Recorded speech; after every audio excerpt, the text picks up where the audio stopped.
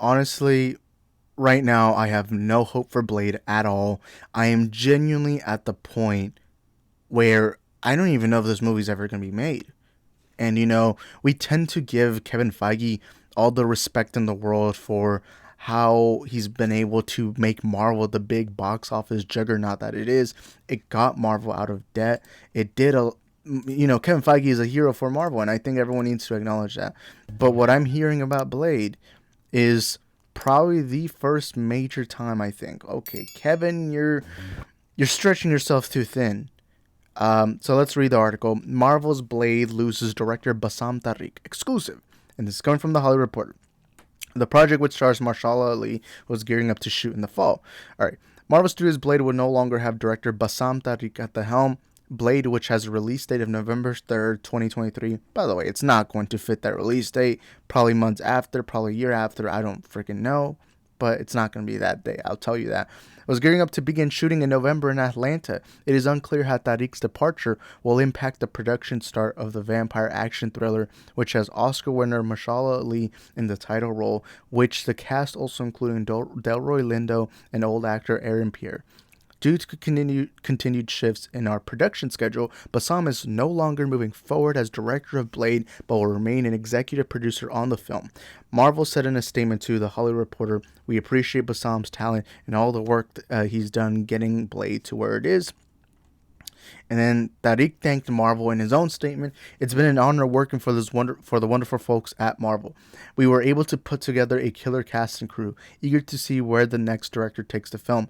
Blade has seen its start of production shift at least once before, if not twice. And sources say the project has undergone several rounds of script rewrites.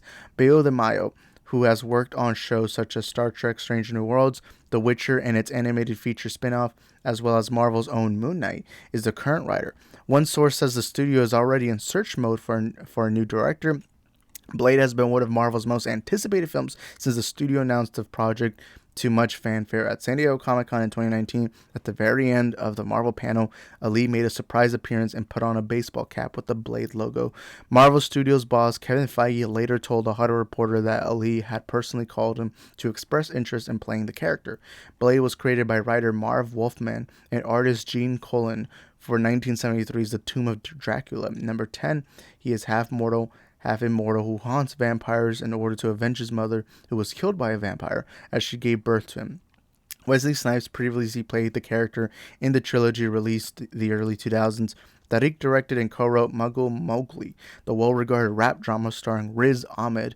He has been on Blade since the summer of 2021, working off the initial script from Watchmen scribe Stacey Osei Kuffour. Blade has already made. Well, this we don't really got to talk about that. But it's also being said. It's also being said that apparently the script only has two lackluster action scenes. The pages only, or there's only 90 pages, and Mahershala Ali seems frustrated in the production. I don't think I've ever seen that much from Marvel. I mean, of course, we've had recently Fantastic Four had a different director change. Although I believe my theory, now this is just a theory, my theory on that is more than likely what eventually happened is what's his name? John Watts. John Watts wanted to focus on the Spider-Man films. My thoughts is that Marvel wasn't really clear as to what Spider-Man was going to do moving forward, but I assume that right now there's a contract and all that, and clearly it seems like we are getting a fourth Tom Holland film, and I think John Watts wants to continue the Spider-Man movies, and of course, doing two different Marvel projects is pretty exhausting, so I highly doubt that it was because there was creative differences or something like that. I think it was just more Kevin was like, "Hey, look, you're a great director, but I think I want to keep you on the Spider-Man stuff." And I think the general audiences have really loved all the three Spider-Man movies. So props to them. Although I didn't like Far From Home, I love Homecoming and I love No Way Home, and that's all that matters. But this is very concerning. Now, of course, we know Marvel has had some ups and downs, but as of now, it's been mainly ups. He's done this for over a decade now, and has garnered this amazing legacy in Hollywood that now Kevin Feige is argued as one of the best producers ever, and rightfully so. I mean, he's about to go into movie 30. He has spin-off series on Disney Plus. It's like the dude is a legend. He's a living legend. He's literally at the bottom right corner of this background I have right now. But this is concerning. This is concerning. Um, and my theory, the reason why this is all happening is because right now Kevin Feige is doing too much. He's doing too much. He's releasing 4 movies a year. He's releasing 3 Disney Plus shows a year. No producer, doesn't matter how great you are at your job, you could be the goats of all goats. No producer can put all their 100% focus on all of those products. Kevin Feige does not have the control he once had. It used to be 3 movies a year, and yes, even that was stretching itself. But now with Kevin Feige has to lose focus on certain things. In fact, I believe one of the reasons why they had to change the director for Fantastic Four is because they wanted a director who had more control on the movie. And not only that, but Kevin Feige, you're the face. You're the one that's putting all these movies to eventually lead up to this big event. And you know what? That's another theory. I genuinely believe that Thor: Love and Thunder is also part of this. I feel like Kevin didn't have all the control, so Taika was able to do whatever the fuck he wanted to do. Same thing with maybe Eternals. Chloe's out. Although I love Eternals, most people didn't like it, and I think a large part of that was it was more of a Chloe Zhao film rather than a Marvel film because Kevin Feige does not have the control he once had. It's no producer can have so many projects and be able to put their 100% effort in it. That's why I believe Phase 4 has had lesser films, lesser shows. I've been very critical of the Disney Plus shows. I don't think they've been all that good. Moon Knight was disappointing. Loki was a bit disappointing. Falcon and Winter Soldier was very underwhelming. I thought What If definitely had the potential to be great, but it wasn't. There's been a few hits too. Don't get me wrong. I've loved Miss Marvel and I've loved WandaVision, but right now Kevin Feige is stretching himself too thin, and eventually it's going to pop.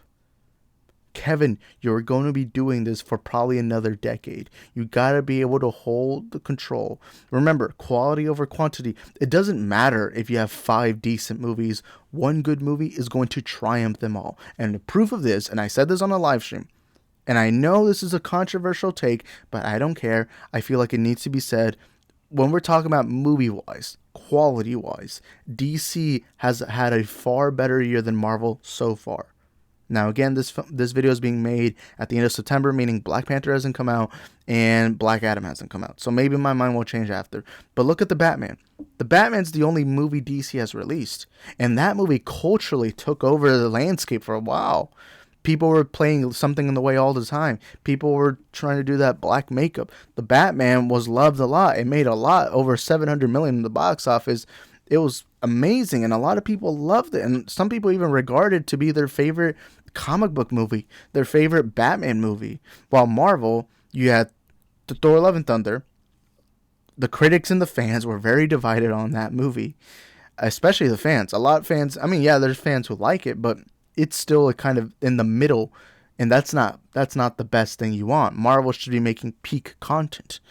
Then you had Moon Knight was pretty underwhelming. She-Hulk right now is pretty underwhelming. Miss Marvel, yes, it was loved by everyone who watched it. It wasn't really all that highly viewed. In fact, I still know a lot of Marvel fans who have yet to watch Miss Marvel. And then Doctor Strange Multiverse of Madness, sure, it was this big, it was a big event. Or at least we thought it'd be, but it wasn't as big as we expected. And I love that movie. It was nowhere near the levels of what the Batman did. And yes, I know Doctor Strange made more in the box office, but of course there's a difference. Batman had a lower budget than Doctor Strange. It makes more sense that Doctor Strange would, I believe, because I think Doctor Strange cracked 900 million. I'm not even sure. And not only that, but yeah, I'm gonna say this right now: Top Gun Maverick probably should not be making $1 billion, while Doctor Strange and Thor are only making like under $1 billion. And I'm not saying every movie has to make $1 billion, but the question needs to be put out there. Marvel is not producing their peak content right now. And I'm not saying Marvel's dying. It's not, because even then right now the numbers are proving that Marvel is far more successful now than any other studio. However, how long will this last? Especially with Kevin Feige not being able to put the control that he usually has in all these projects. When do we finally cross the line? When do we finally say, Kevin, you've done a great job, but If you really want to focus on these movies, you gotta focus on them. You're doing too much. You're spreading yourself too thin. We're literally gonna get 2 Avengers movies in 2025. You know, love you, Kevin, but you can't do it all. But that's just my perspective. And I made a joke about this. I said that this is Marvel's Flash film. It's not to that extent yet, because The Flash has been almost a decade since it got announced. Of course, there was multiple directors, and then of course now you got the Ezra Miller situation. That's a whole other story in and of itself, but it's still concerning. And under Kevin's, leadership, you never hear this is Lucasfilm level of bullshit. This feels like Solo all over again, you know. And maybe this will become Marvel's Flash. Right now, it's in the early stages of it becoming. But get yourself a director, make a better Blade script. First of all, why is it only 90 pages? And why is there only 2 action scenes? This is Blade, for God's sakes. We watch Blade because we want to see cool action, you know? And also, if Mahershala Ali is feeling all that uncomfortable and is not liking the way things are going, then that's not a good sign. That's not a good sign, especially by a man who Kevin Feige himself has said that apparently called him personally to ask him to do the role of Blade. But anyways, that's it for today's video. Thank you guys for watching. Let us know in the comments what do you think, and thank you guys for joining us in today's Multiverse of Movies. I'll see y'all next time. Peace.